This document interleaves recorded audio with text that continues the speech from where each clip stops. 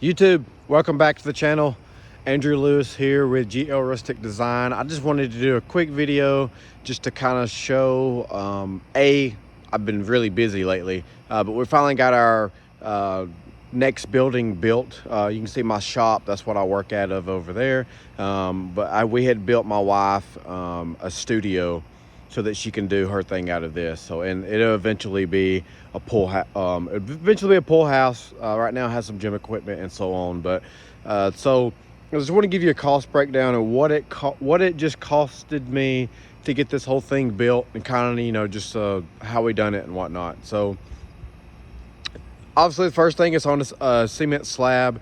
It is a 20 wide and 40 long. It might be 25 wide. I'll have to go back and look.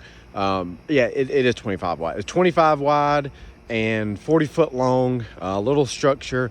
It'd be perfect for someone who was wanting to build a wood shop or just build a structure in general. So the only thing, we have a few things we hadn't finished yet. As you can see, still got to paint some of this trim, but I'm not that concerned with it. So but anyway, so the our concrete slab was about $6,500.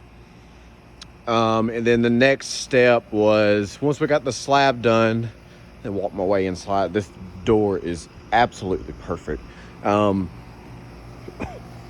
once we got the slab done, you have to obviously build the building. And so we had taken about a year, I say a year, 7-8 months to actually build the place. But so pretty much what we did, concrete slab back in February or March, which was $6,500, and then all the material added up together. So this is 2x4s for the frame. The trusses on the outside, as you could see, they were a slanted. We'll go back outside. They were a slanted roof, so flat in the back. It's 10 foot tall in the back, and then the front. You can see how where the hardy board runs. So it's 10 foot tall there, and then it's an additional 2 foot up. And then we just wanted the roof to stick out. Over the front, just a very super simple build. Has metal on the top. Black metal roof that you can't really see. And then you have the lights, etc. But the material cost itself was about $10,000, give or take. It might have been 10.5, something like that. We had a issue with a lot of the 2x4s. They end up giving us a refund on a lot of it, so I think I had taken that out of it. So it might have been 10.5 or 11, something around that number, which I didn't do. I didn't build it. I paid someone to do the frame of it, because I don't have the manpower to actually do it.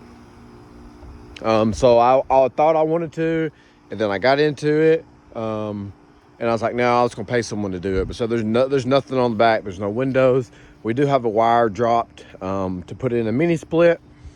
Hopefully soon, within the next month or two. Would be nice before winter got away. But then the next step was,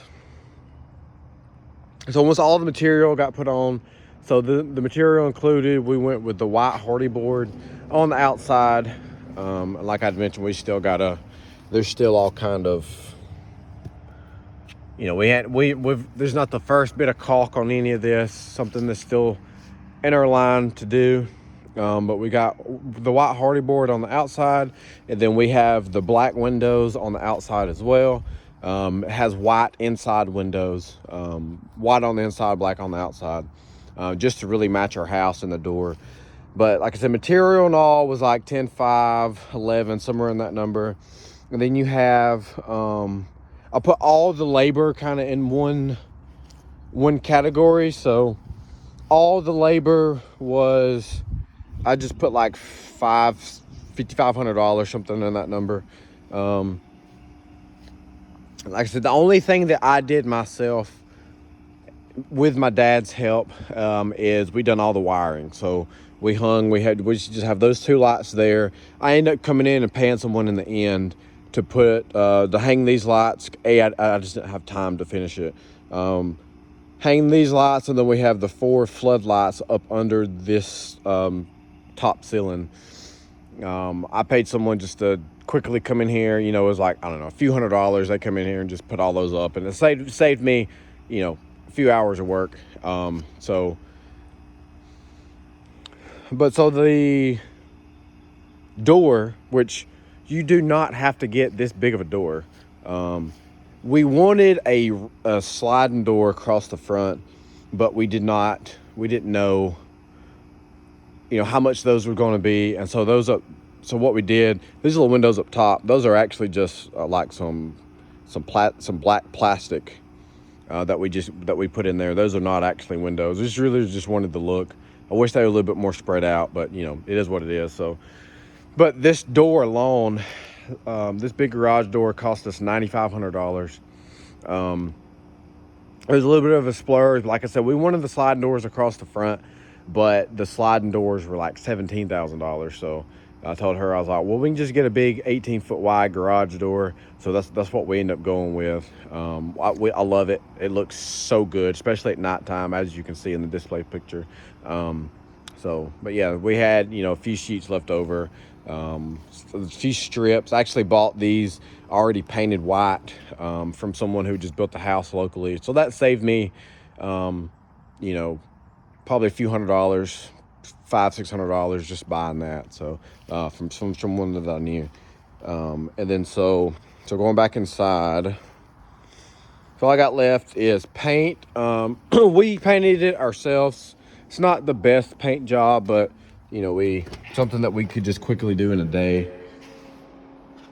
We still got to put like outlet covers on. Still got to touch up some paint.